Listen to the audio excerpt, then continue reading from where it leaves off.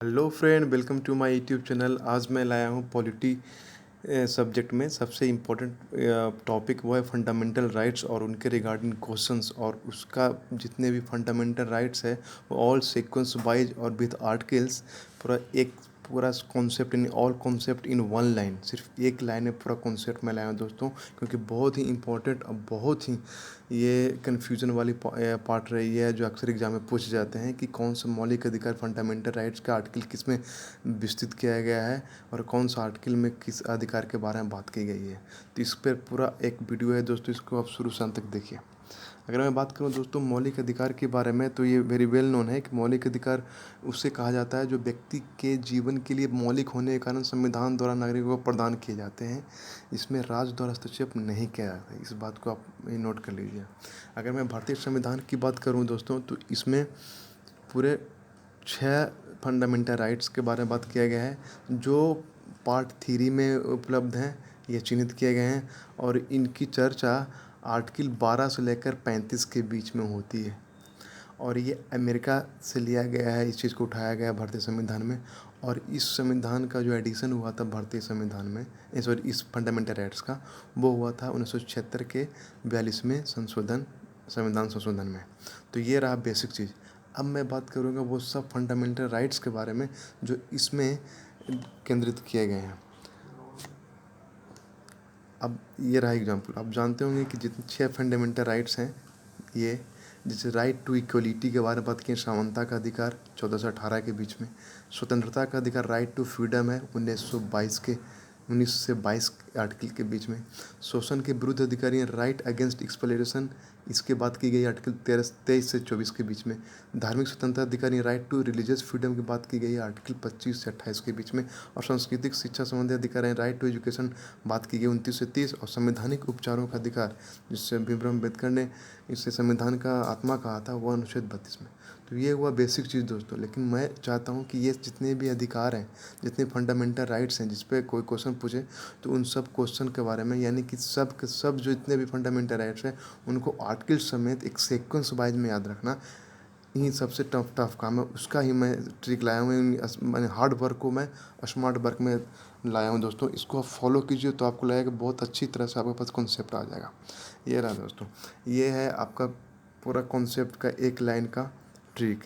वो क्या है कि एक इक्वल फ्री, जो आपने अभी जो 6 फंडामेंटल राइट्स है उन सबों को सिर्फ एक सेंटेंस में आप जोड़ सकते हैं। वो ये ट्रिक है कि एक इक्वल फ्री एक्सप्लॉइट रिलीजन की एजुकेशन से संविधान का उपचार नहीं हो सकता। ये एथिक्स बात है दोस्तों कि एक इक्वल फ्री यानी कि अनइक्वलिटी जहाँ रहेगी और जो एक्सप्लॉइट रिलीजन रहेगा वहाँ उनकी एजुकेशन से, उनकी शिक्षा से संविधान का उपचार नहीं हो सकता। यानी कहने का मतलब है कि ट्रिक ये है कि एक इक्वल फ्री एक्सप्लॉइट रिलीजन के एजुकेशन से संविधान का उपचार नहीं हो सकता। तो जहाँ जहाँ भी रेड कलर के हैं वो उसके अंतर्गत सब फंडामेंटल राइट्स की बात की गई है, जो ये है। अभी मैंने आपको बताया कि ये ट्रिक जो है कि एक इक्वल फ्री एक्सप्लॉइट रिलीजन के एजुकेशन से संविधान का उपचार नहीं हो सकता। तो इस इक्वल वर्ड से हो गया right to equality, free word से हो गया राइट टू फ्रीडम। याद करने का तरीका देखिए, एक्सप्लॉइट से हो गया राइट अगेंस्ट एक्सप्लॉयटेशन, रिलीजन से हो गया right to freedom of religion, education से हो गया राइट टू एजुकेशन, और संविधान का उपचार नहीं हो सकता यानी संविधान का उपचार से हो गया संवैधानिक उपचारों का अधिकार। सिर्फ यानी कहने का मतलब कि एक लाइन आप इसे याद रखिए और आप आराम से पूरे sequence wise all fundamental rights के बारे में आप किसी को भी बता सकते हैं और किसी भी एग्जाम में इसका सही जवाब दे सकते हैं। अच्छा, अब बात होती है कि ये जो फंडामेंटल राइट्स है उनकी रेंज क्या है, किस किस आर्टिकल में बात की गई है। तो अगर मैं राइट टू इक्वलिटी की बात करूँ तो 14 से 18 के बारे में बात की गई है। फ्रीडम की बात करूँ तो 19 से 22 के बीच में। एक्सप्लोरेशन की बात करूँ तो आर्टिकल 23 और 24 के में डाली गई है। फ्रीडम ऑफ रिलीजन की बात करूँ तो 25 से 28, एजुकेशन की बात करूँ तो 29 से 30, और ये आर्टिकल 32 में। इसको भी याद रखने का तरीका बहुत ही दिलचस्प है, इसको आप ध्यान से देखिए। हमें ये मालूम है कि अगर मैं इसको कर दूँ कि right to equal free exploration मतलब right to equality freedom explore, ये मुझे अगर याद हो गया इस ट्रिक से, ये अगर याद हो गया ये वाला पूरा फंडामेंटल राइट, तो उसका रेंज कैसे याद रखेंगे। ये राइट टू इक्वलिटी है, ये 14 से 18 रेंज किया गया, यानी कि इसका रेंज जो है 4 है।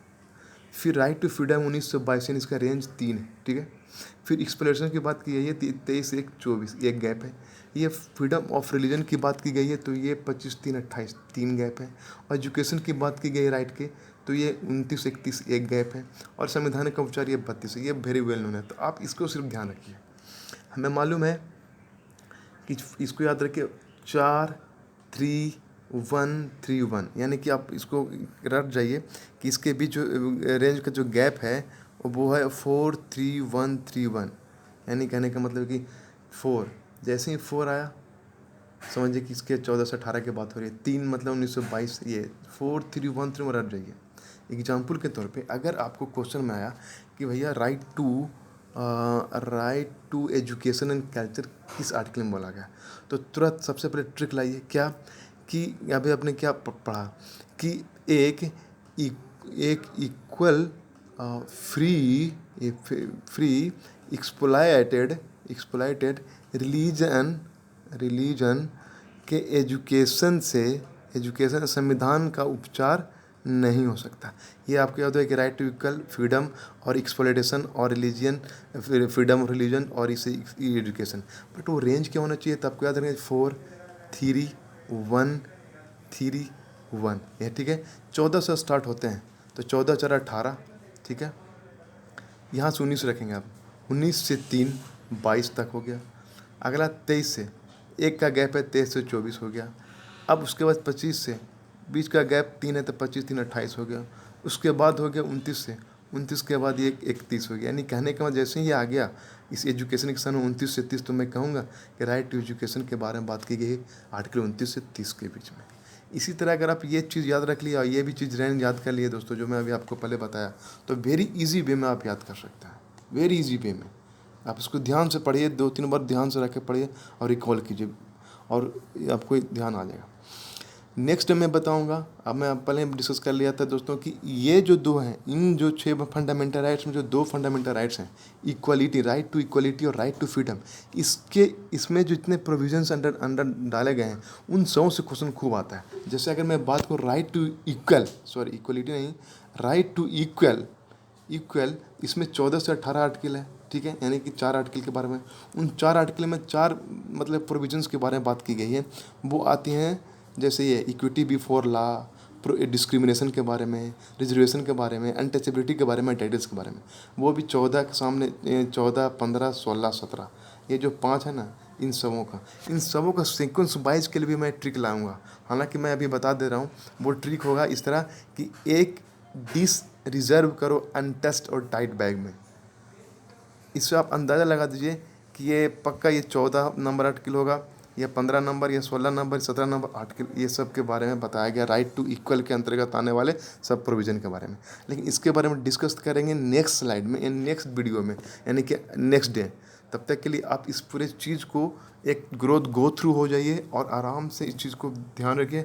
आपको वेरी इजी वे में जितने फंडामेंटल राइट्स हैं उन सबों का एक निचोड़ एक सेंटेंस में आपको ट्रिक मिलेगा। तो दोस्तों ये था आपका लिए आज का लाया हुआ फंडामेंटल राइट्स के बारे में ट्रिक। नेक्स्ट टाइम मैं फिर इसके नेक्स्ट सेकंड पार्ट के साथ होगा। तब तक के लिए इसको देखते रहिए। और यस, अगर आपको अच्छा लगे तो लाइक भी कर दिया, शेयर कीजिए अपने दोस्तों के बीच में और सब्सक्राइब भी कीजिए। तब